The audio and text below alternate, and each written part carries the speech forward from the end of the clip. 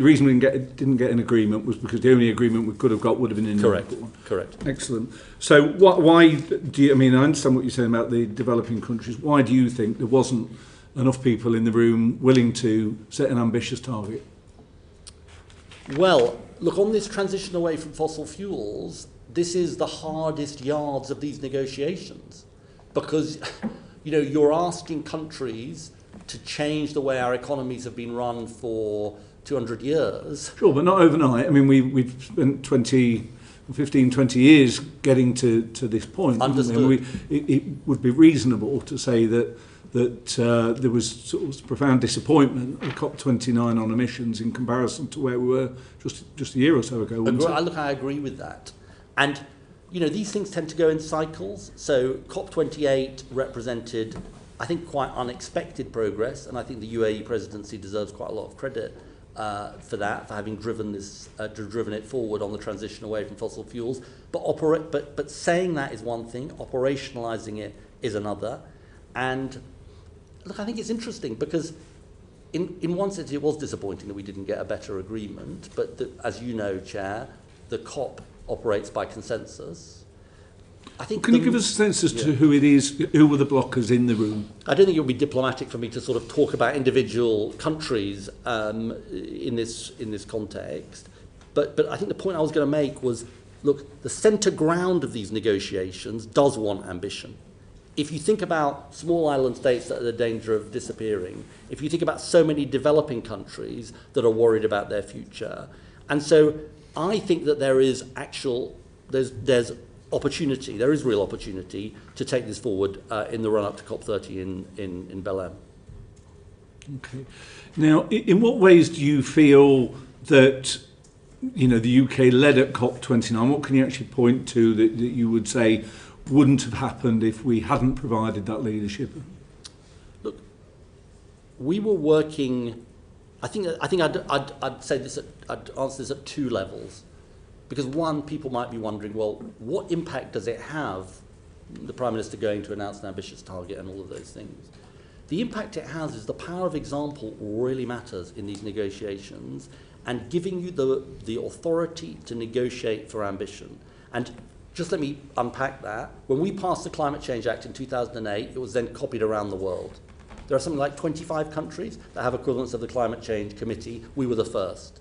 So clean power by 2030, as we strive to make that achieve that, I think we'll look for other countries will hopefully, if you like, be inspired by our example. And it also gives you the authority to negotiate, because people can't say, well, hang on a minute, you're saying one thing abroad, but you're doing another. And then specifically on the negotiations, I did my bit, sort of 2 nights of ish without much sleep and all of that jazz, which comes with these things. I would also say we have an absolutely brilliant team of civil servants. And the respect for our team of civil servants, one of the head of our negotiations, Alison Campbell's just been poached by the UN, she's so good. But we are absolutely in there at the table, a trusted partner, arguing for ambition, pushing further, trying to find ways of bridging gaps in the negotiations. And I think it's right that that's our role. And I mean, on that sort of question of those sort of speaking for the UK, it was reported that the UK included 20 fossil fuel lobbyists in its delegation to COP29. Firstly, was that true? And if so, does that sort of undermine your attempts to promote the UK as this kind of climate leader? Look, I think I'm not aware of that.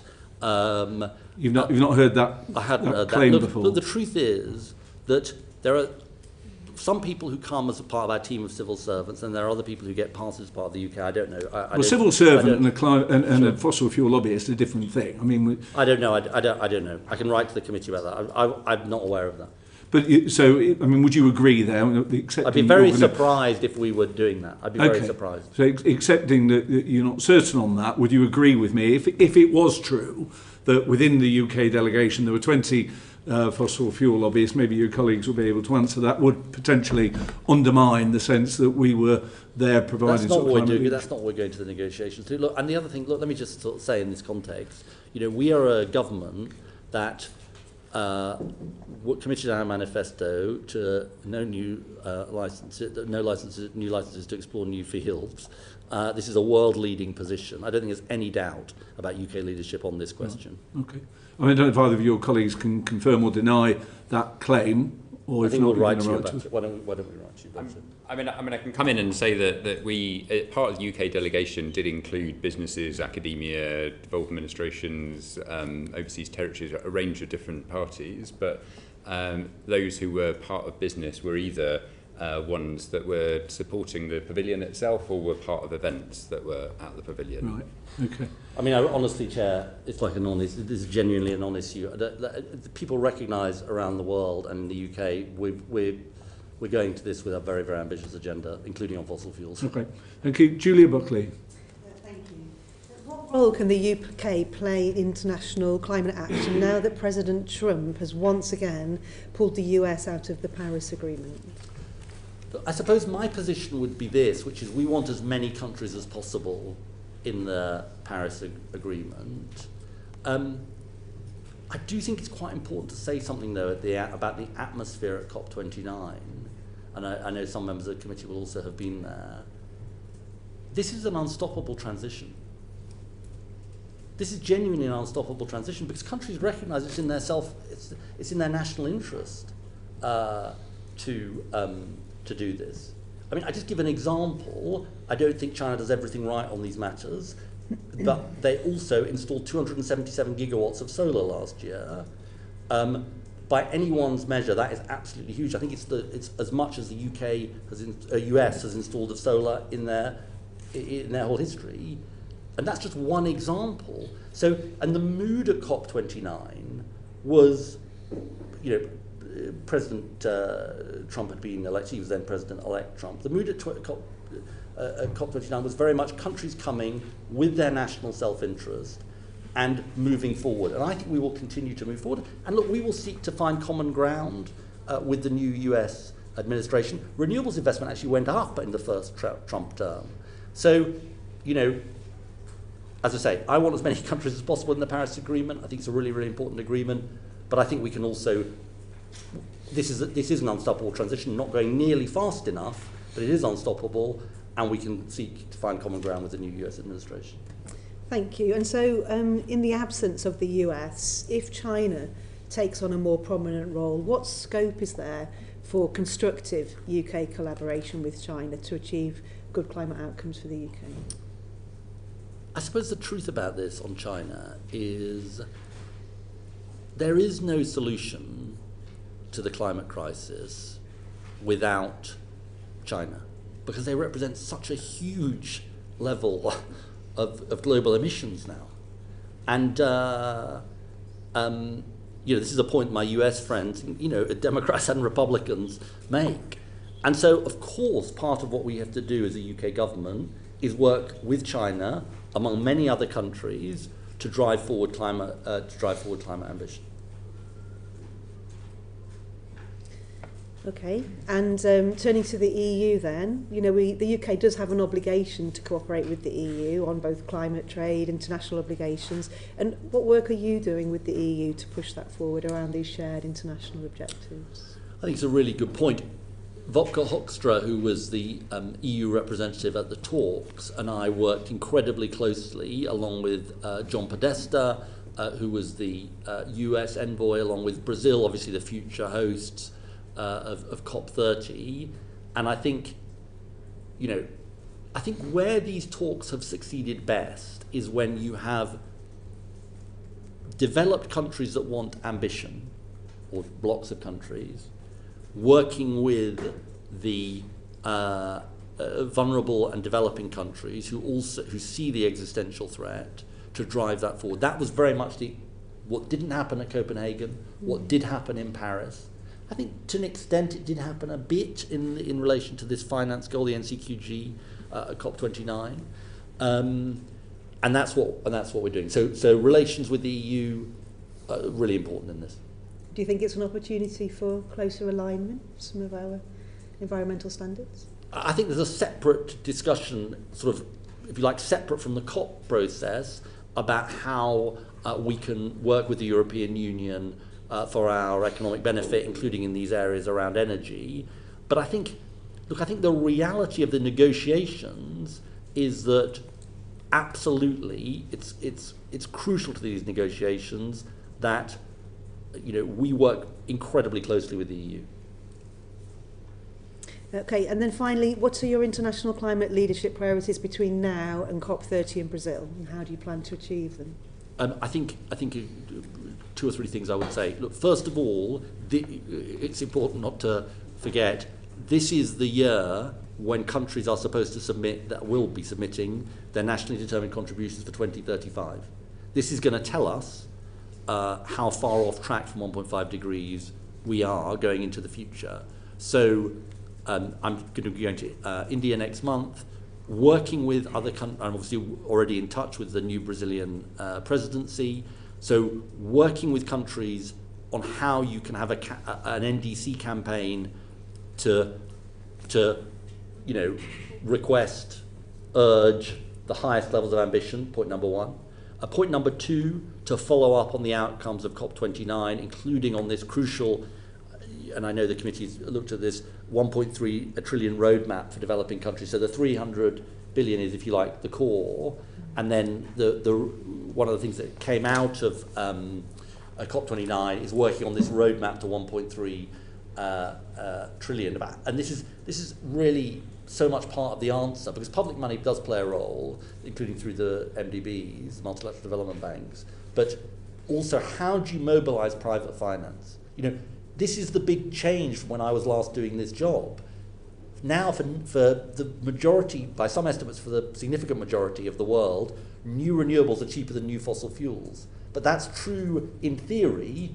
But if you're a developing country that has only a very high cost of capital, you're not going to be able to do that. So mobilizing private finance to help those countries to make the transition, that's absolutely crucial. I think the City of London could play a really, really important role. So they're two big priorities.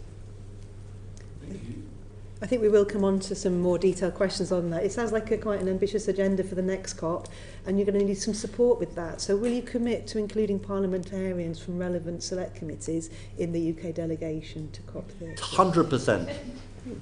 100%. Definitely. Definitely better than the passes. The passes are on their way to you now. Great. Martin Rhodes. Thank you, Chair. Secretary of State, you have mentioned the ambitious NDC for 2035. Just want to ask a couple of questions about the detail behind that in terms of when are we likely to see that, in terms of what's the timetable for that plan? Will it be in terms of adhering to the best practice guidance set out by the UN and its Framework Convention on Climate Change? I'm sure. On the latter, I'm sure. Maybe Leo would like to sort of say something about that, but I'm sure that will be the case. It will be the case. Good. On the first question. So what's interesting about this, a bit of cross-party consensus, which might be a bit unexpected. I mean, I'm going to say Boris Johnson for a second. He legislated in 2021 for the carbon budget 6 for 2035, and it was actually a really pretty ambitious target. What we've done, so lots of the groundwork for what the Prime Minister announced at COP29 was really, it's basically the equivalent target to what was in carbon budget 6, 78%, it's 81% in the UN terms. And so, that's the basis of the NDC, and we will be publishing later on this year our carbon budget delivery plan for carbon budget 6, which essentially underlies the NDC. I think we're also submitting in February, or quite soon, as part of it, there's a sort of UN process as well, but I can write to you with more detail on that. So that's the basic timescale. Okay, thank you. And in terms of those plans, how do you plan to ensure that they align with the UK's and domestic and international goals in relation to biodiversity and nature? Well, I mean, it's absolutely crucial to us that biodiversity and nature is aligned with this. And in fact, nature-positive solutions are an absolutely crucial part of meeting our carbon budgets. I mean, perhaps we'll come on to this. But, peatland restoration, tree planting, sustainable forestry, all of those things, this is such an important point about nature and biodiversity, which is nature and biodiversity are massively under threat, but also nature-positive solutions are a crucial part of actually meeting our carbon budgets. And it's something that we are working very closely with DEFRA on. Could I just, Yeah. I mean, that is the essence. So DEFRA are responsible for that contribution. They are part of our, sort of overall net zero strategy domestically. And so we work with them very closely to understand what they're going to deliver as their contribution. But as Secretary of State said, to make sure that the solutions we're doing for other sectors are nature positive. So we have a very good relationship with them. And of course, from an international perspective, our ODA, our International Climate Finance, has a significant amount of money on related to forests. And Matt can say more about that.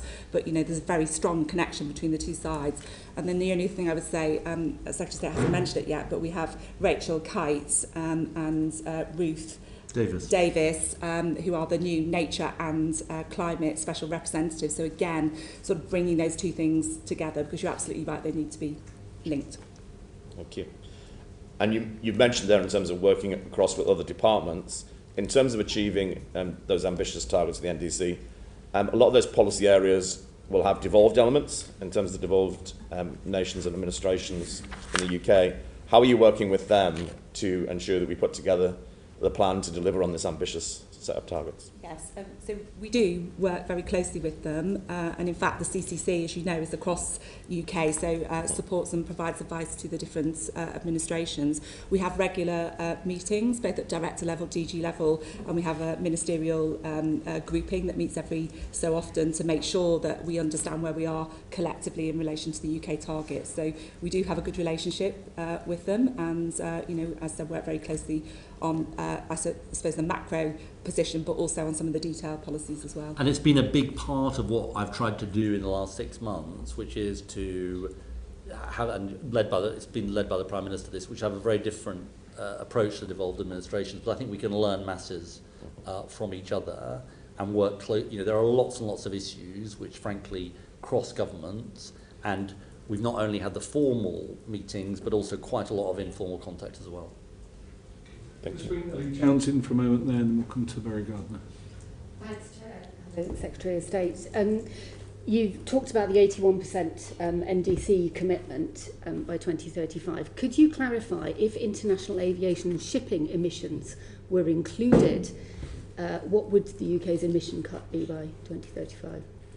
Well, I think that's a 78. I mean, it is. Yeah. Exactly. So the difference essentially between the 81% and the 78 is excluding international aviation and shipping in the NDC. There's a small adjustment for including the overseas territories and crown dependencies. But I do want to be very clear about this. In our carbon budgets, we include international aviation. In our carbon budgets, we include international aviation and domestic aviation, indeed. And that is the way we think about our carbon budgets and our targets. The only reason why the NDC was submitted on a different basis was because that is the UN, as the basis for the UN submission. So that is that is not government policy. Government policy is to include aviation in our carbon budgets. Yeah. So to clarify, the reason for the difference between 78 and 81% is purely a number crunching reason. It's not a substantive reason. Indeed. It's just about what's included in the numbers. Indeed. So on the point about including international aviation and shipping emissions within our carbon budgets, as you pointed out, under the previous government, it was agreed that that would be done. But in order to operationalise it properly, secondary legislation needs to be brought forward, as I understand it. That was promised back in 2021 and has not yet been done. Can you confirm when you will bring that secondary legislation that's recently forward? been drawn. This has been drawn to my attention. I just want to give you an absolutely categorical assurance that all of the discussions and the basis on which we operate as a government are to include aviation within carbon budgets. I think it's also right to say the carbon budget delivery plan the last government published, it didn't go so well for them, but also included aviation as part of it. I know there's a formality that needs to be gone through. We'll come back to you on the timing, but it's going to happen. Could I press you slightly, Yeah. Secretary of State? I mean, it's a formality. It's it's a fundamental piece of legislation which has been missing in action for 4 years. It won't be missing in action for long. Can you give us a timescale, Secretary of State? I'll come back to you on the timescale, but I can absolutely assure you it's going to happen. Can you give us a timescale for when you'll give us an answer on the timescale? I'll come back to you shortly on the timescale, but it will happen. Very good. Thank you, Chair. Secretary, can I just say that going to COP this year, it was a real pleasure to have so many people coming up to us and saying it's just great to have the UK back at the table. So I want to open Answer that. Well, I just want to open with that because I think it really has shown that other countries have appreciated the fact that the government has set off absolutely front foot from day one. I want to ask you about the new collective quantified goal. You'll be only too aware that it will require a trebling of the previous target to achieve that 300 billion in climate finance every year by 2035. I want to ask you, how is the UK going to be contributing towards that? And specifically in relation to that, will it be predominantly grant funding or loan funding? And if it's loan funding, will it be concessional loans or non-concessional? Let me answer that. The scale of the UK contribution in the years ahead, as you know, Barry, will be determined as part of the spending review.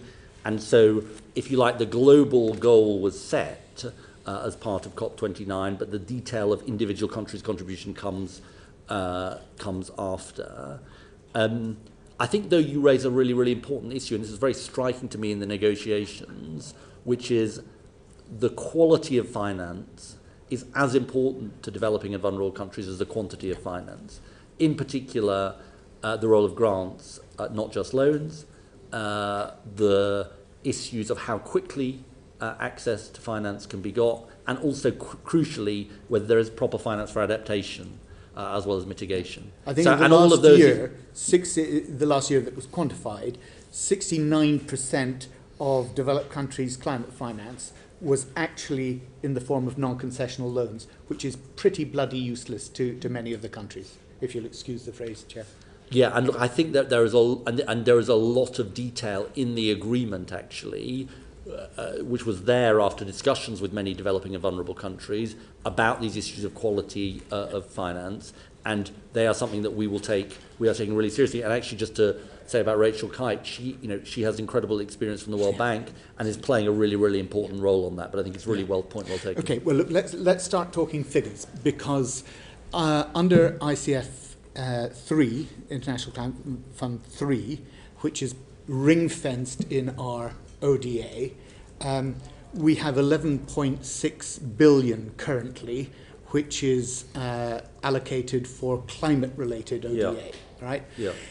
Now, within that, as you know, because I wrote to you just 2 weeks ago about it, there is a separate ring fence, which is for biodiversity, or nature, the nature-based solutions that you were talking about earlier, which is for 3 billion. Now, if we were seeing, and I'm not trying to predict what's going to happen in the spending review, but what I am saying is that we have signed up to a package which is saying there should be 300 billion a year by 2035, which is a tripling of what has previously gone before. Now, whatever is reflected in the spending review, one way of trying to maximize the amount of money that goes through from this country is if we can leverage private sector and philanthropic funding against what we give. Germany's done it with their Living Landscapes Fund. The US just legislated for it in December to have their international... This is through, sorry to interject, but is this through public finance mobilising private and philanthropic finance? Indeed, but specifically around that ring-fenced element of ICF 3 at the moment, which is 3 billion. Whatever that translates to in ICF 4, I'm not trying to interfere with your discussions with Rachel here, although in other areas I might be keen to.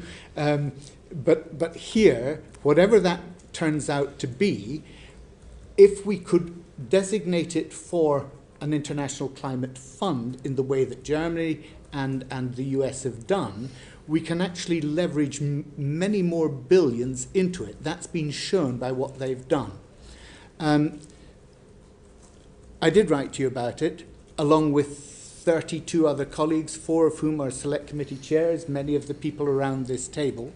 And it would be good to know that this is being taken seriously by your department, by DEFRA, and by the other departments involved. Well, look, this is obviously a very detailed sort of set of questions, but it sounds like it sounds like exactly the kind of creative solutions that we need in this area. Sort of taking seriously how we do this scaling up is obviously crucial because we have to bridge quite a big gap here.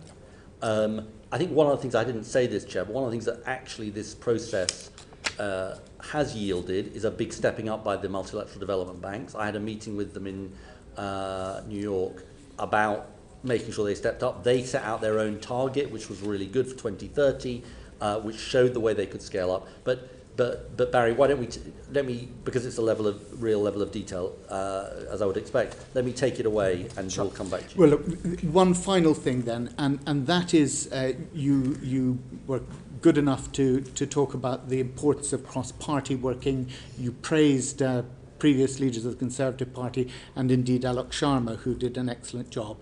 In 2020, or 2022, I think actually, he put a marker down against the Mozambique LNG project, which is, I think, a major risk to the UK's international reputation.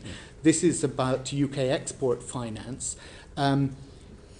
It would be producing the same emissions as the EU produces in 1 year.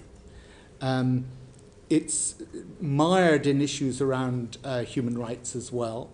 Can I ask you to have conversations with the Secretary of State for Business and International Trade to ensure that we do not tarnish the good reputation which I started off by talking about having regained at COP29 by providing the 900 million of export credit that this was slated for. Let me take that away. Again, please, and then perhaps you could write to us about that, because I think if we're going to show leadership, it has to be across the board, and this is one way in which I think other countries would look and say, well, they do it if it's in their financial interest.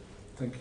Blake Stevenson. Thank you, Chair. Secretary of State, the new collective quantified goal target is a stretch target of 1.3 trillion of climate finance per year by 2035.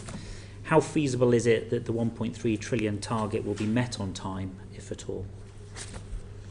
Well, it's interesting because I have some sort of history in this, as in a number of things. So I was part of the setting of the 100 billion goal, along with Gordon Brown in 2009, and the 100 billion goal was met late, but it has been met, with some of the problems that Barry has talked about. It's stretching the 1.3 trillion.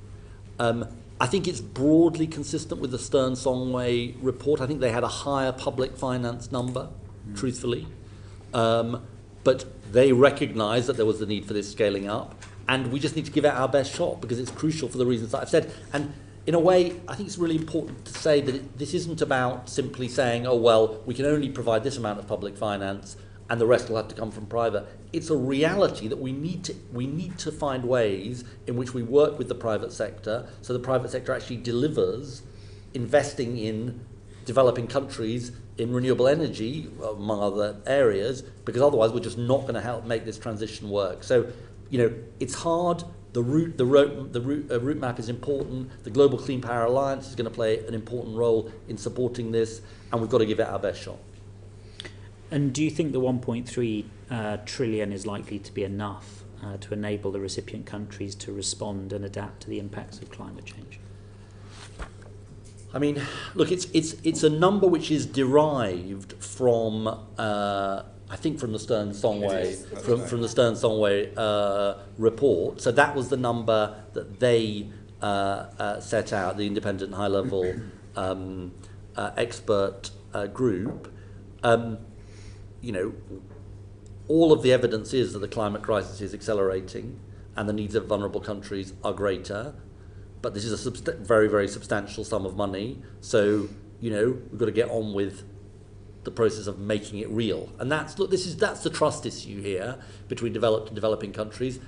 Are these promises going to actually be kept? I think it's good we set the 100 billion goal. I think we wouldn't have got to 100 billion if we hadn't set the goal. I think it was a forcing mechanism. I think this is another forcing mechanism. And how are you planning to ensure that the UK's recorded contribution to international climate finance commitments is expressly linked to climate relief initiatives rather than broader humanitarian commitments? Well, this is something that we are, I think it's good that we fulfilled, if you like, the promise of the last government around the 11.6. We're proud of the work that the ICF does, and we're completely committed to ensuring that, when we put forward resources for climate, they are indeed for climate purposes. And I think it's also important to say, by the way, that one of the things that we did as part of this agreement is, for the first time, multilateral development bank flows from countries like China are now going to be included in the 300 billion. Now that is quite a big change from where we had been, and I think it's good, and I think it reflects the changing economics, the changing situation. So, absolutely, we want high integrity in the contribution we put forward. And earlier, when Barry was asking questions, there was a conversation about public versus private, and you may not want to go into too much detail, but what do you think the public finance contribution is going to be? From the UK? Look, that is a matter for the spending review. And remember, the way this works is, we have a development, an ODA budget, and the climate contribution comes out of that ODA budget. So the work is obviously with the Treasury, but the work is also with the Foreign Office. And it's worth saying that Annalise Dodds and David Lammy are really big supporters of this agenda. If I could, Yeah. just in terms of process, there is a cross-government process going on now, which FCDO chair, to make sure that we are all joined up and can put coherent advice to our sets of ministers ahead of the spending review on this process. Thank you. Alison Taylor. Thank you, Chair. Thank you, Secretary of State, for coming along today. The next section is on climate adaptation. So if I could just ask, the UN Environment Programme puts adaptation finance gap at between $187 billion and $359 billion US dollars, that is, per year. But adaptation outcomes at COP29 were limited. How urgent, therefore, is the need to get adequate global adaptation finance in place, given the immense finance gap there now is? Well, I think it's a really important question, and it goes to the thing I was saying to Barry earlier, which is, I think, part of the challenge here is that adaptation finance has tended to be underfunded compared to mitigation finance. That's been a big source of, understandable anger, and there were important commitments made as part of COP29 about making sure that we scale up adaptation finance as well as the overall global total. Now, the needs of adaptation are just absolutely massive. I mean, the needs across the board are massive. But I think that there is a good basis for making sure that as part of the 300 billion, adaptation plays more of a part in that overall sum. Thank you. Will the government be revising and strengthening the third national adaptation programme in light of the criticisms outlined in the Climate Change Committee in their independent assessment last year? This is about domestic adaptation. Yeah. Yes, and it is something that we are working on across government. As you know, it sits in DEFRA, but we obviously work closely with them on that, and it's something that we are very much looking at, and will be, and it's going to be a big a focus of what we look at in relation to the spending review. Can you say, or have you thought yet, if there's a particular process that will be followed, and if there's any timescales associated with that? I mean, look, a lot of this sits in DEFRA, and this is obviously not directly part of the carbon budgets process, but it is certainly something that I talked to my colleague Steve Reed about, and something that we are determined to work on together. Thank you very much, Secretary of State. Thank you, Chair. Thank you very much. So we come now to the second section of today's session, looking more generally at net zero and the seventh carbon budgets process and governance more generally. Now, and the previous Prime Minister agreed that effective delivery of policies to achieve the sixth carbon budget had been hampered by a lack of pre-legislative scrutiny, and his administration committed to allowing this committee to play a key role in the scrutiny of proposals for the seventh carbon budget. Is that commitment still in place under this government, Secretary of State? Yeah, I absolutely think this committee has got a central role when it comes to Carbon Budget 7. As you know, Chair, Carbon Budget 7 will be coming out. The recommendations from the Climate Change Committee will be coming out next month. And I just want to sort of put on record that I am determined and completely aligned on the idea that we need a process, that this committee has an important role to play, that we support Parliament having a proper chance to debate these issues and having the proper information to make the decisions around Carbon Budget 7. And I look forward to this committee, if you like, kicking off the process. As you know, the deadline to legislate is June 2026. So just to clarify, is that commitment that was made still in place, or are you suggesting a different approach? Well, the commitment to proper information for Parliament to debate these issues is absolutely something we endorse, and we want to happen, and we will make sure it happens.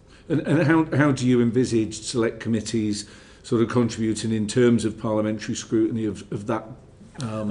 I think, Chair, that the Climate Change Committee will be coming out with its recommendations very shortly. Government will then undertake a quite complex cross-government process in advance of the deadline of June 2026 to set out its response. But I think in the meantime, I would really welcome your role in scrutinising the recommendations of the Climate Change Committee, kicking the tyres on what they are saying, and it would significantly help us. And I would, if you like, see it as a really important part of the process of scrutiny that Parliament does. Yeah, well, great.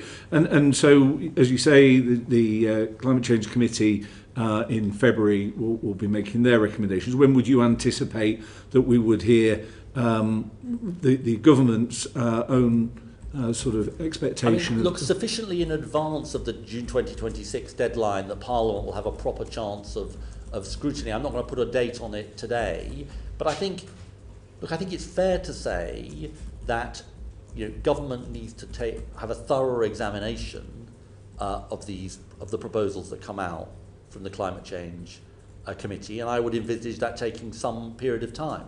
Because this is a very significant set of recommendations. It covers 2038 to 42.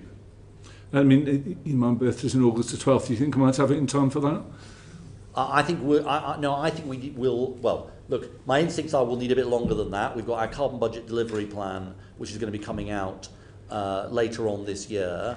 I think we'll need a proper process of cross-government scrutiny of these recommendations. And will the government publish its own delivery plan in terms of how these are going to be achieved alongside its proposals for the 7th carbon budget, or will they come later? Well, look, the Act envisages, the Climate Change Act envisages that the publication, if you like, of the carbon budget delivery plan, after the setting of the budget. I think we can get hung up on the terms here. I think that Parliament needs enough information from what we say to make an informed judgment about whether what we recommend, following the CCC's recommendations, is the right thing for the country. So I undertake that we will do absolutely what is necessary for Parliament to make that judgment. And so just to clarify, if I've understood you correctly, what you are suggesting is that the Climate Change Committee announcement should be the sort of trigger, starting gun for this committee. Exactly. And that we will then subsequently, at some point in the latter stages of this year, maybe or maybe not in time for my birthday, probably not in time for your birthday. What else could I want? We'll think of another birthday present for you. No, I think that's absolutely right. And I think what you say about this committee playing an incredibly important role in this process of scrutiny, and I genuinely welcome it. Thank you. Ellie Challenge. Thanks, Chair. Just to follow up on that, so clearly we've got an important role in scrutinising what the CCC advises, arguably an equally, if not more important role in scrutinising what the government then proposes, both as carbon budget and as delivery plan. So will you commit, Secretary of State, to coming back to this committee after you've published your carbon budget proposals to answer questions from us before laying it before the House? Sorry, just explain what you mean by before laying before bringing I think the carbon budget. Look, let me come back to the committee on the precise chronologies, but I definitely commit to coming back before this committee to discuss our proposals. Great, thank you. And can you commit to ensuring a debate in the full House of at least half a day on the proposed? I think there should definitely be a debate in the House. My understanding about this last time, just to give a bit of clarity, is that the government put down an SI proposing carbon budget 6, and we supported it. And so it went through. I mean, it's sort of a slightly odd position the last government got itself into, which is, they blame the government for not having a proper debate. Well, they were the government. So, yeah, I'm happy to do that. And, I mean, is it not the case that part of the reason this has been an issue is the lack of a delivery plan to match the carbon budget, such that we've ended up in a situation where we've got targets where the government's plans have been found to be woefully lacking to meet them, which arguably suggests that it is really important, even though the Climate Change Act doesn't specify it, it's actually really important for the government to come forward with that clear delivery plan to go with the carbon budget 7, so that we can know how we're going to get to our goals, because the goals without a plan to reach them may not be very effective. Well, yes. But look, let's just get to the sort of truth here, which is the last government set the targets and then didn't do the work, right? And so we've come to office, and I'm glad we've got onto this, with only 1/3 of the reductions necessary covered by credible plans according to the CCC. Now, I'll just be honest with you, we faced a choice. We could have said, well, look, the last government has left us in the lurch, so let's downgrade our targets. That wasn't the choice we've made, because I think that'll be the wrong thing for the country. But you're absolutely right. We are now running to catch up with what we've inherited. I think whether it's about the process as to what happened, I'm not sure that's really the case. I think the only other point I'd make is, look, in 2026 we will be 12 years away from the beginning of the carbon budget 7 period. So I think we just need to take away and think carefully about what is the right level of information we can provide. I think it's got to be enough information, absolutely, that Parliament can make an informed judgment on these issues. But when exactly we get to the carbon budget delivery plan, we'll come back to you on. Okay, thanks, Secretary of State. So as you've pointed out, you inherited a woeful situation in which there are completely inadequate plans for meeting the existing targets. In that context, and specifically referring back to what you said in answer to the very first question relating to COP29, which was people can't say you're saying one thing and doing another. Would you agree that major infrastructure investment decisions or permission decisions, such as, for example, airport expansion, should not be taken before we get the forthcoming advice this month from the Committee on Climate Change, and that such policies, such as airport expansion, are, as the Committee on Climate Change previously said, incompatible with meeting the targets we already have. Well, let me answer this sort of carefully, because I think it's sort of important. I think it's important, and I will go into a little bit of detail on this, if I may, Chair, because this is really the heart of the matter on one of the most important issues on aviation. So on aviation, the way I've always thought about this is our goal is neither on the one hand to stop people going on holiday, stop the economy getting what it needs on the one hand, nor is it business as usual as if climate change is not a problem, right? And I think that is a sensible middle ground of this debate. And to make that a reality, we have a system in this country of carbon budgets. And so it's really important to say this. Any decisions about airport expansion take place within that framework. That is a legally binding framework passed by the 2008 Climate Change Act. And this government is committed to upholding the rule of law. So any decisions on aviation expansion must be made within that framework. And any aviation expansion will only be able to go ahead if it is consistent with our carbon budgets. And the Committee on Climate Change in its previous advice said that airport expansion was not consistent with our carbon budgets. What the climate change... What's changed? What the climate change's progress report said, that no airport... They said that no airport expansion should take place without a UK-wide capacity management framework.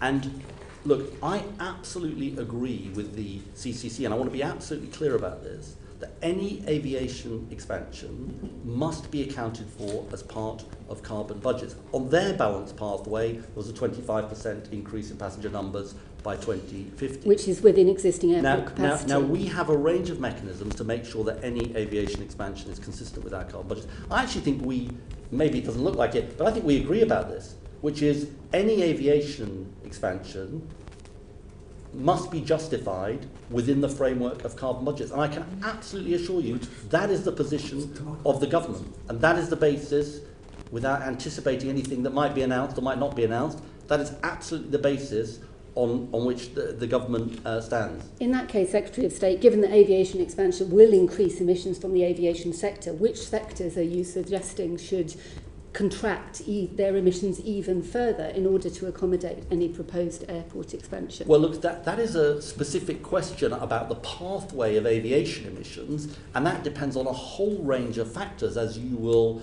know, including the use of sustainable aviation fuel, airport efficiency, and what other decisions are done. I think I just wanted to sort of provide this reassurance, because you've made a really important point. Carbon Budget 7 comes out next month. That will be very, very important, because that will give a greater sense of the pathway for framing decisions the government makes. So I just want to sort of provide this element of reassurance to you, which is 100% any aviation expansion must be justified within carbon budgets, and if it can't be justified, it won't go ahead. Thank you. So one final question on this. Just very briefly, based on what you've just said, Secretary of State, does that mean the government will make no announcements on airport expansion until that advice from the CCC has been published next month to provide that framework? I'm not going to get ahead of any announcements that might or might not be made, but I want to give you this very strong reassurance that the government's position is very clear, which is, and it goes back to the conversation we had earlier, aviation expansion, if it happens, where it happens, must be justified by reference to carbon budgets. And it goes to this broader point, Chair. I think it's really important to make this point, which is we are absolutely committed to growth as our number one mission. We are also, because it's part of our mission, shared across government by the Prime Minister, by the Chancellor, we are absolutely committed to making good on our mission around not just clean power by 2030, but accelerating to net zero and meeting our carbon budgets. And that is a whole of government commitment. Thank you. Olivia Bellick. Thank you, Chair, and welcome, Secretary of State. I wanted to just ask about something that's happened today. So today, Cornwall Insight has released a report that government is going to miss its 2030 clean power target by 32 gigawatts, equivalent to tens of millions of homes worth of power. Do you recognise that figure, and do you agree with the report's conclusion that we're off track? No. Okay. Let me just sort of be a bit more expansive than that. Look, I think I would. We value brevity here. You do value brevity, okay? But I mean, let me just be not so brief. Look, the NESO, the National Energy System Operator, provided us independent advice, saying, you know, it's really hard. Of course, it's hard. The 2030 clean power. If it was easy, the last government might have done it. It's hard. It's really challenging. But it's doable, and it's absolutely the right thing for the country, for our energy security and for climate and so on.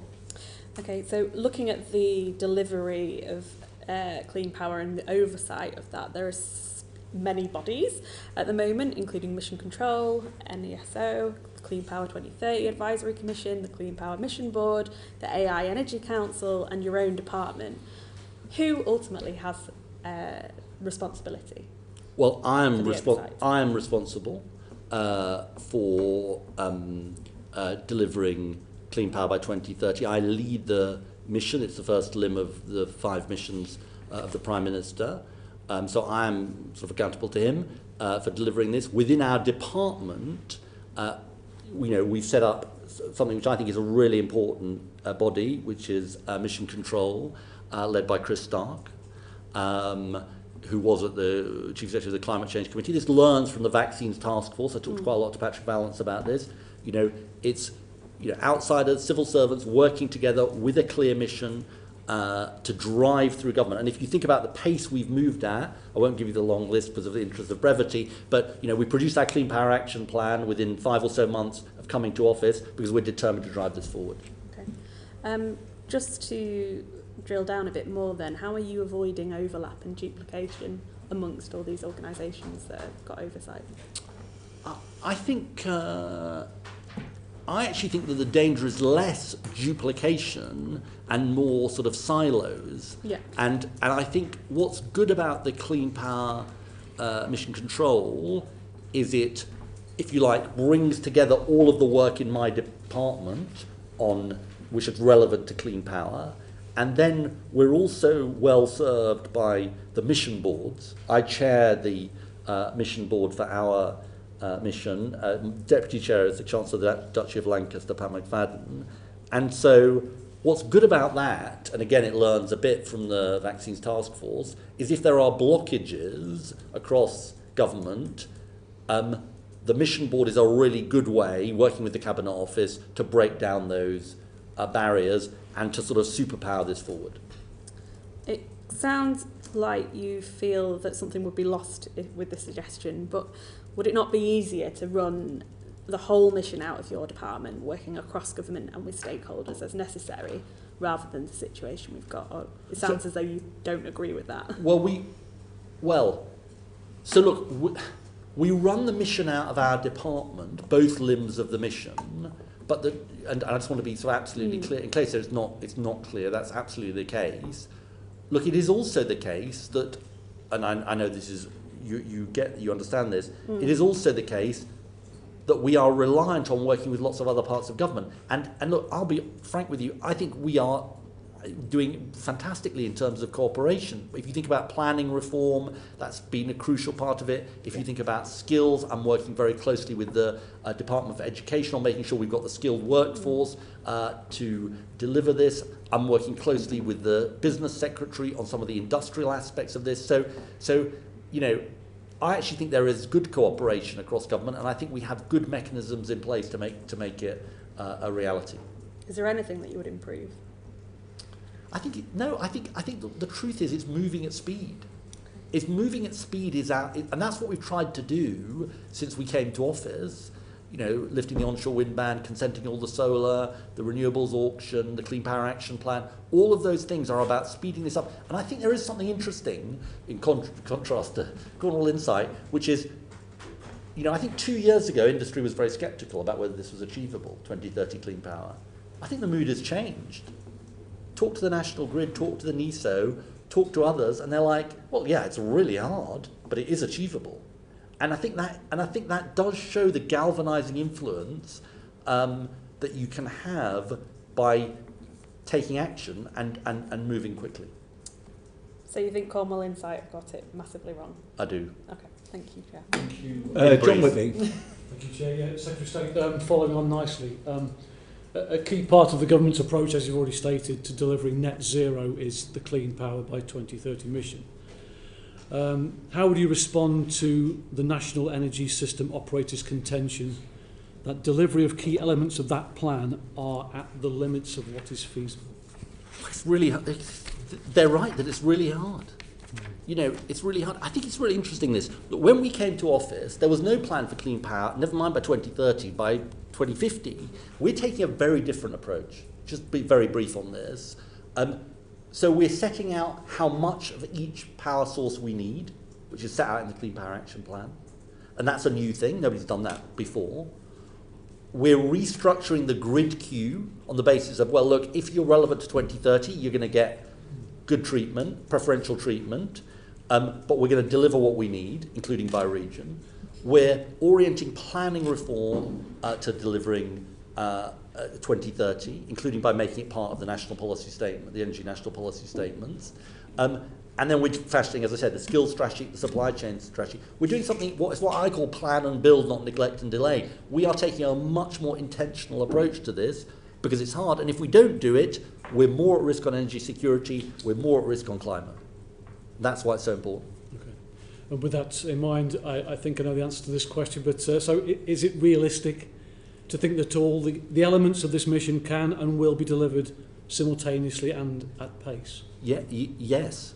And I am absolutely convinced of that. And we set a deliberately stretching target. I think it's partly basically my experience. If you set a target 15 years away, maybe it goes back to some of the conversations we had earlier on. If you set a target a long way away, it doesn't exactly increase the pressure to deliver. There's a massive virtue in this because it is driving progress through government. It's driving industry to think, well, these people are serious. Let's invest in Britain. It's driving decisions on the next contract for difference or AR7. And that's what's important about it. And as clean power by 2030 is a core element of delivering net zero, is there a plan B for net zero if we don't hit all the clean power? Look, I'm convinced we can do it. It is important to net zero, but I'm convinced we can do it. I would also say, and maybe we'll come on to this, we've got to do clean power by 2030, and we've got to do lots of other things as well to deliver our carbon budgets. And by the way, this is what's really interesting about this. Look, electricity demand is only going to grow. 50%, something like 50% by 2035, maybe doubling by 2050. We're entering the age of electricity. And the question is it going to be clean electricity or not? And so that's why I always say to people, some people disagree with me. They'll say you shouldn't have done 2030. But you're going to need all this infrastructure anyway. Yeah. Because of the scale of the need. We're moving to a very different system, a much more electricity-heavy system. So this infrastructure, everything we're doing is needed, so whatever exact position you take on this. Thank you. Thank you, Chair. Welcome, Secretary of State. We've touched on the importance of the upcoming spending review, and the National Audit Office has recommended that environment and climate considerations be embedded into that forthcoming spending review and into departmental business planning processes. How are you ensuring that net zero considerations will be embedded into the decision-making processes in that review, and in particular for rural areas like South East Cornwall with older housing stock and a high proportion of off-gas homes? They face significant challenges to decarbonisation. So how will you ensure that no areas are left behind in that process? So there's two parts to that question. On the first question, it's very much part of the spending review process, and I know that from talking to the key secretaries of state and indeed working with Rachel Reeves and Darren Jones, the chief secretary, that we want this to be a mission-oriented spending review, and that the missions get really important priority in this spending review. and that has been a sort of clear message from the centre to Secretaries of State. And I know also from my discussions with, as I say, with other Secretaries of State, how important, they recognise the importance of this and the need to do their bit. As I said earlier, look, given the inheritance that we've got, this is hard. I mean, 2030 is hard. This is pretty hard too, because of where we're starting from. But that is very much a priority for the spending review. On your question about those off the gas grid and so on, I think we've got to be looking at creative solutions here, and we will be publishing plans later on this year around our warm homes plan, and I think it's fair to say this is going to require quite big change in the way government does things. I think it's about a much bigger role for mayors and local authorities to help delivery, because I think the record so far is that they've been better at delivering. I think there needs a proper process of advice and guidance for consumers about how do they navigate through this kind of thicket of confusion. There needs to be proper regulation and audit to make sure that when work is done, it is done properly. So, and absolutely, we need to ensure fairness when it comes to rural and urban areas. That's really welcomed to hear. And as you're working to ensure that it's embedded within that spending review, how are you working to embed net zero requirements across all departments as well? We've heard that you're working in a joined up approach, but it'd be good to hear more about how you're working with all departments ahead of that. So I think what's interesting, Lee wants to come in, but I think what's interesting about this is that this is maybe not as widely known as it might be. There are what we call effort shares for each sector.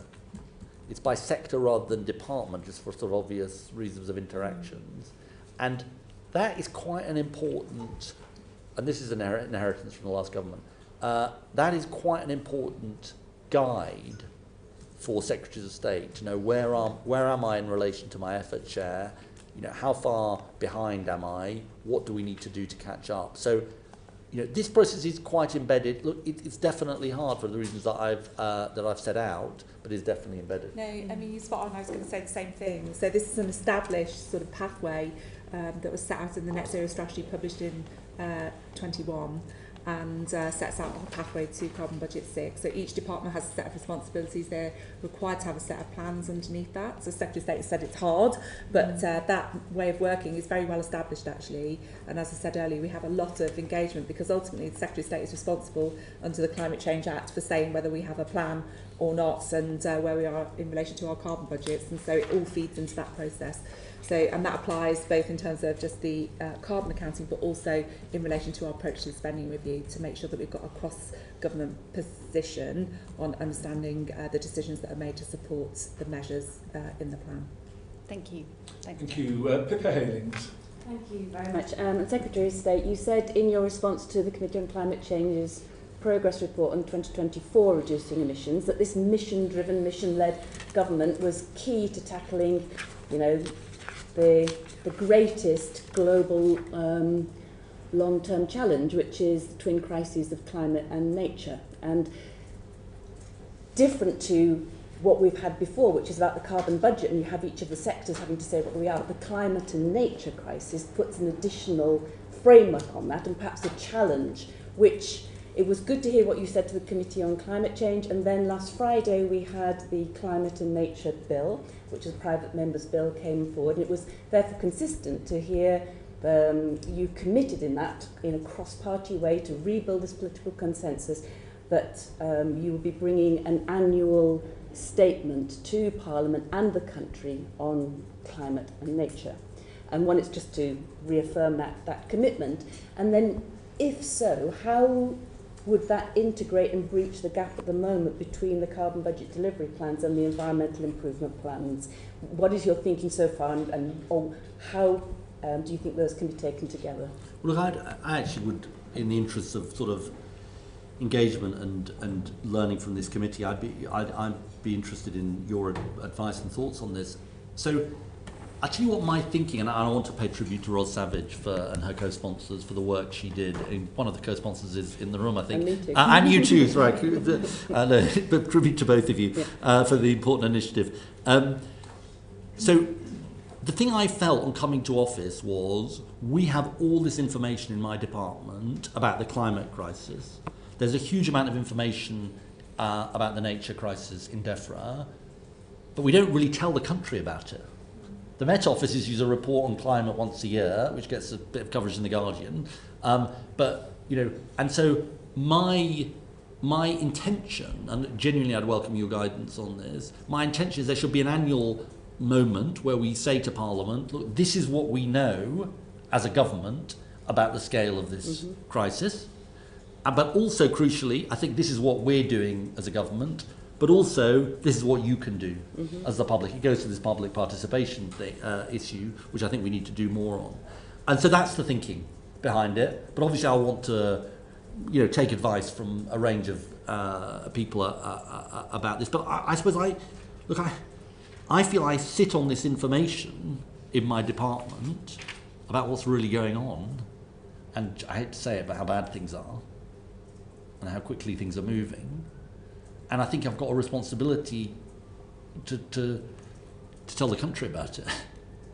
Well, I think we would welcome that as the committee, so being able to engage in the future on that and about how that's taken forward. And it's both yours and, as you say, the State of Nature report and the need to not only say what is the state, but what are we doing about it. And as I'm saying, therefore you've got the environment improvement plans and the carbon budget delivery plans, suggesting that we need to look at how those two, which is what the Climate Nature Bill was trying to do, was saying that they have to look at how they integrate, you know, where they cross over. Perhaps that leads to the next question, which would be, I think there is consternation, having heard about the mission-led approach, cross-departmental, is that there will be announcements, you know, by the Treasury about deregulation, about disempowering regulatory bodies to take away red tape, which could be environmental safeguards, which could be high carbon actions.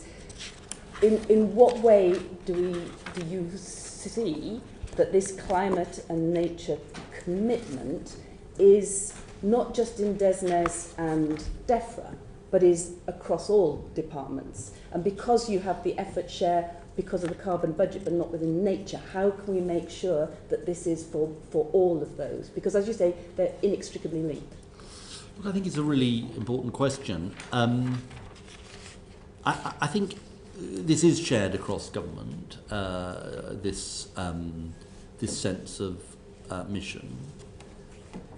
And, you know, I actually think, I'll come to nature in a second, because I think it's really important. I think when you think about clean energy and economic growth, or net zero more broadly in economic growth, you know, speeding up our energy infrastructure, the building of our energy infrastructure, clean energy infrastructure, is really, really important and a big driver of economic growth.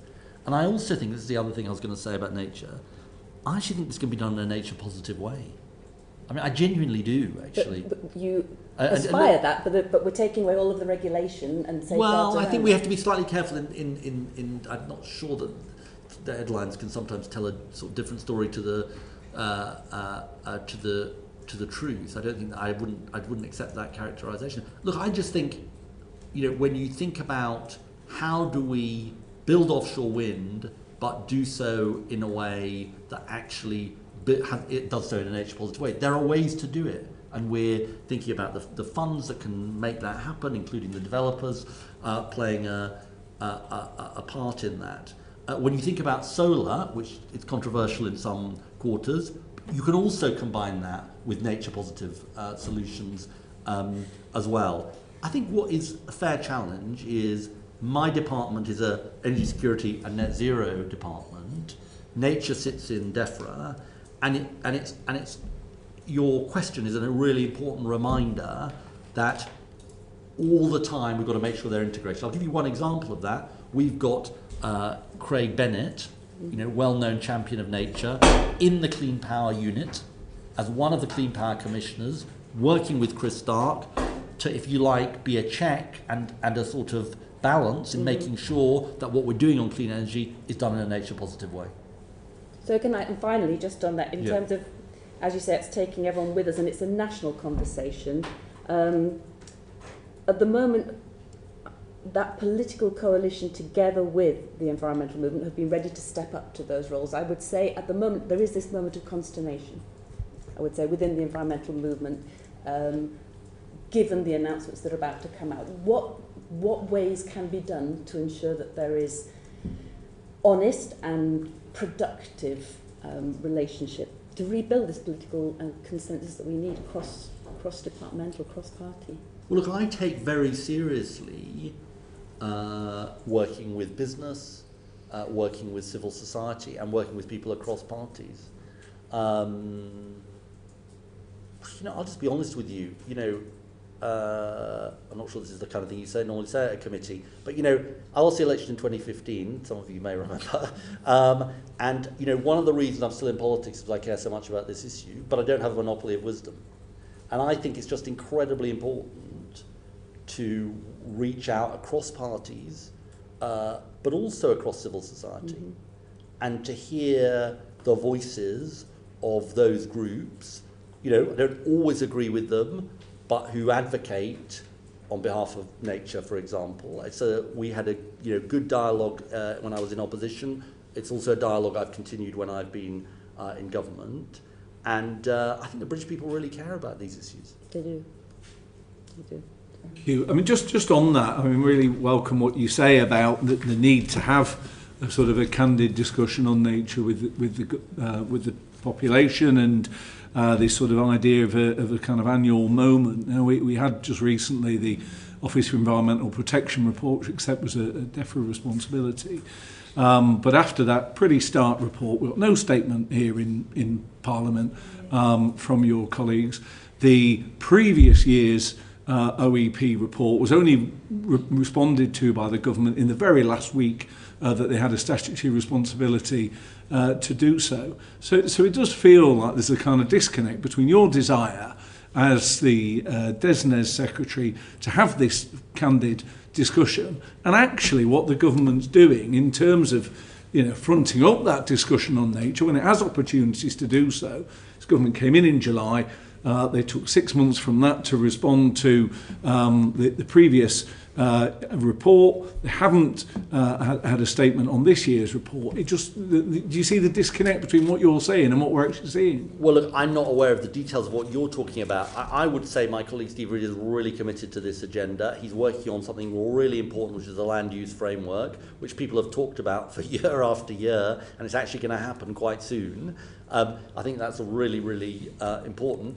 I mean, I'll speak for myself, Chair. I want this annual statement to be a statement to Parliament, so that Parliament and the public, there's so much of a sort of blizzard of noise that people are subjected to, but I think they've got to be these standout moments when people kind of get a sense of a kind of honest appraisal of government, of where things are at, what we're doing, and what they, as I say, and what they can do. But, I'll be frank with you, this is a sort of an idea which I discussed with Rod Savage and others. She was keen on the idea, and we talked about it on Friday. But I'm interested in good advice about how we can make this really. Well, meaningful. I mean, wouldn't the publication of that Office for Environmental Protection annual report be an ideal moment to do that? And can I suggest the government sort of consider that? We'll look at that.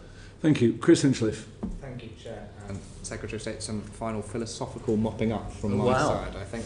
As if we hadn't become philosophical enough. As more people are leaving, it's like people are leaving the stadium. Perhaps quite rightly. You have repeatedly said that we can meet our growth mission and keep within our carbon budgets. Given that since 2015, global GDP growth has been associated with an increase in carbon dioxide equivalent emissions every single year, apart from in 2020 during COVID. And the Energy Institute's latest annual review of world energy showed a new record in the consumption of fossil fuels. What discussions have you had with the Chancellor and others across government on the maximum environmentally sustainable GDP we can maintain? Well, look, here's the interesting thing, Chris. You cite global figures, and I'm sure they're right, but if you look at the UK, I don't have the figures to hand, but there has been a massive and stark decoupling of economic growth from carbon emissions. Yes. I mean, we haven't grown nearly as much as we could have done as a country, but while there has been economic growth over the last 30, 40 years, there's been a very rapid, or 50% broadly, reduction in our carbon greenhouse gas emissions. That tells you it can be done. Well, I don't, just to make one of this point, I don't think our offer to the world or to the British people can be, look, we can't grow anymore, because that will mean people's standards of living will fall. I think our message has got to be, we can grow, but we've got to do it in a way, we've got to do it in a way consistent with the drive to net zero, and I think we absolutely can do that. Okay, well, I think, Secretary of State, you would know as well as I that whilst there has been technical decoupling within our own economy, that our demands have an impact on resource consumption overseas. It has an impact on land use change overseas. It leads to overseas industrial activity. So I don't want to get drawn into this too much, but if it's the position of government that infinite exponential increases in consumption of resources on a finite planet are possible. I'm not sure I'd put it that way. But look, even on consumption emissions, even if you take account of our consumption emissions, our emissions have gone down. So in other words, it's measured. The 50% is measured on the basis of production emissions, but if you look at consumption emissions, it's also fallen. Look, I'm not saying this thing about your infinite thing that you said, but I don't think. I think that the people who care about this issue are going down a blind alley if we're saying to people, look, we just can't grow anymore. Particularly if we're saying to people, well, people in the developing world and in Britain, I've got to say. Okay, so to move on to a specific point, the Chancellor of the Exchequer is recently reported to have said that growth trumps everything. Does the work of the Growth Mission Board take priority over the Clean Energy Mission Board? I saw the way that the Chancellor was quoted on that, and she's since made it clear that she believes that the two are absolutely consistent.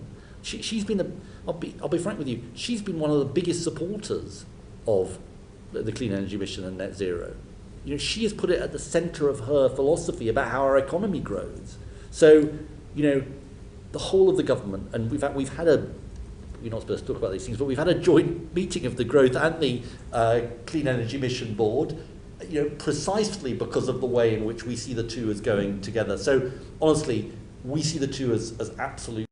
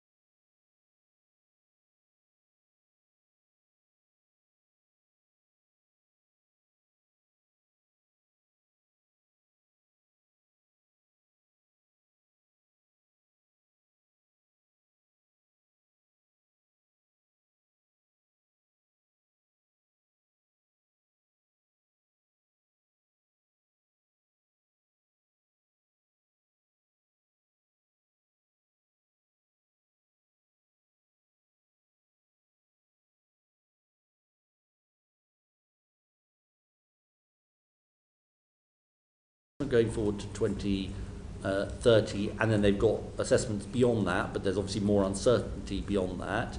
They believe it absolutely can be, when you look at the scale of the demand, it absolutely can be accommodated. But I think the reason for the setting up of the AI Energy Council is precisely so we can have a proper assessment of the demands and where they're going to be in the country, look at how those can be met, and ensure, and this has maybe got less attention, that the role of AI in making our energy system more efficient can be properly used.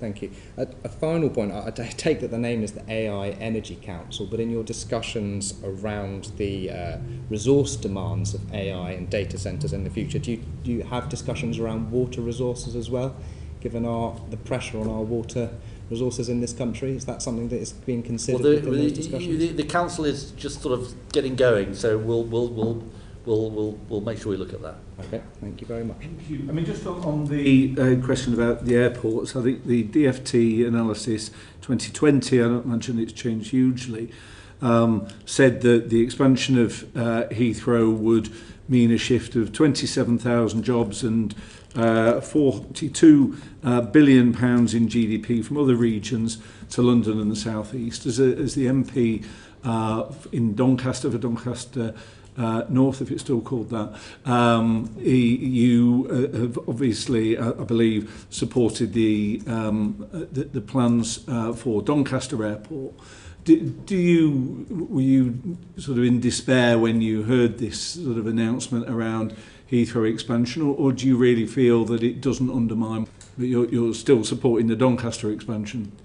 Yeah, and look, it goes back to the point I made earlier, which is, and I've always thought this, including 15 years ago when I was last doing this job, which is there's two edge positions, which is, people should never be flying, we can just carry on with total business as usual, and I subscribe to neither position. The right position is, and this is the CCC position, this goes back to the question earlier, is to have this within a framework. I might add, by the way, that when we were having these debates previously, it's relatively recent, going back to the question earlier, it's relatively recent that the aviation, including international aviation, is actually included in carbon budgets, and I think that was a positive step. But it's got to be accounted for within that framework.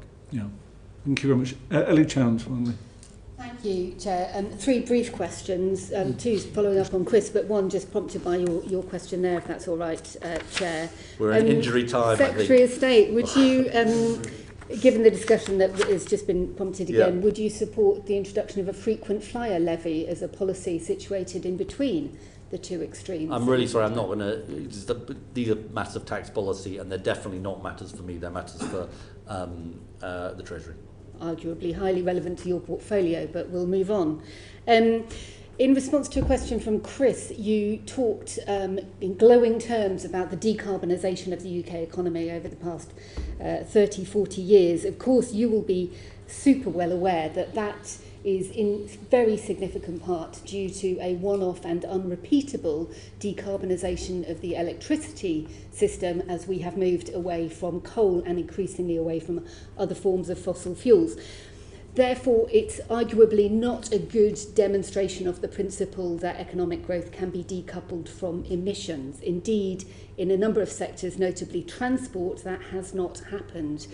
Could you comment on the areas of the sectors where you are most concerned about the struggle to decouple emissions from growth? I mean, look, I think you make a really important point. I mean, I suppose it's less glowing terms because I think no country has done enough. It's more just making the point about decoupling.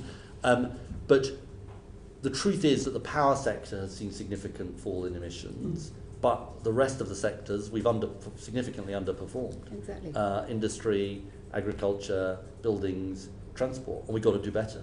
I 100% agree with you. We've got to do better. And just to sort of say, when you think about what this government has done since we came to office, we've restored the ICE phase-out date of 2030. We've made big advances in investing in carbon capture and storage. We've made big investments in hydrogen. We've taken action on a warm homes plan. We've changed the heat pump a 1 metre rule. So, you know, we absolutely do see it as our job, my job, working with other Secretaries of State, it's hard, but to drive up what we do, drive up performance, drive down emissions elsewhere across, other than in the power, you know, not just in the power sector. Mm-hmm. Okay, thank you. And finally, you made reference to consumption emissions versus territorial. We use territorial in the debates on carbon budgets and so forth. In particular sectors, there's quite significant differences. Do you feel that we don't pay enough attention to consumption emissions, and what shifts would you like to see in the way that the UK measures and addresses emissions, recognising the sometimes significant difference between consumption and territorial? I think you're right. I don't think we do pay enough attention to them. Now, the UN framework that we sort of work within is done on the basis of production emissions, partly because of issues of national sovereignty. But I think it's right, and actually in relation to Rod Savage's bill, it's one of the areas that we said we would look at. And look, and also, you know, it's also part of the kind of industrial side of this, because we don't want to, we definitely, you know, my view is that decarbonisation is the route to re-industrialisation, not deindustrialisation. And therefore, you definitely don't want to sort of export your emissions simply to other countries. I don't have an answer on this, but I definitely think it's something we should be taking more seriously as we think about the policy landscape and policy decision making. Well, Secretary of State, Ms McDonough, Mr Toombs, thank you very much for your evidence today and the full and candid way in which you've responded to the questions. Very much appreciate your attendance. And with that, we will bring this sitting to a close. Order.